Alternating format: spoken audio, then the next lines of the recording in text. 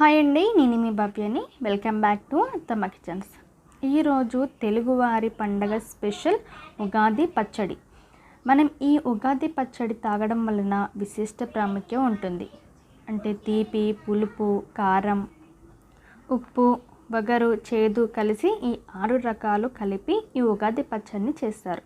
దీన్ని తయారు చేసుకునే విధానం చూద్దాం. చింతపండు, వేప పువ్వు, ఇలా కట్ చేసుకున్న మామిడికాయ ముక్కలు, ఉప్పు, పచ్చిమిర్చి, బెల్లం. ముందుగా మనం ఈ చింతపండుని నానబెట్టుకుందామండి. మనకి కొత్త సంవత్సరం అప్పుడు మనం కొత్త చింతపండుని వాడుకుంటాము.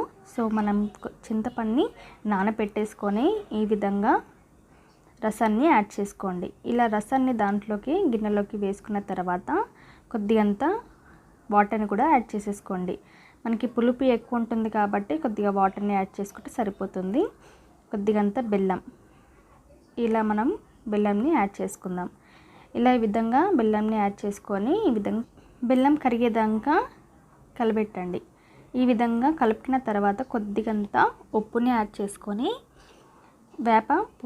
ఈ వేప పువ్వుని దాంట్లోకి యాడ్ చేసేసుకొని ఇలా మామిడికాయ ముక్కలండి, ఇలా కచ్చే మామిడికాయ ముక్కల్ని దాంట్లో వేసేసుకొని ఇప్పుడు ఒక పచ్చిమిర్చి మాత్రమే వేసుకోండి. పిల్లలు మాత్రం ఇలా దంచుకొని వేసుకుంటే తినరు కాబట్టి ఇలా పచ్చిమిర్చిని ఈ విధంగా కట్ చేసేసుకొని వేసుకోండి. ఈ విధంగా కలుపుకున్నాం కదా.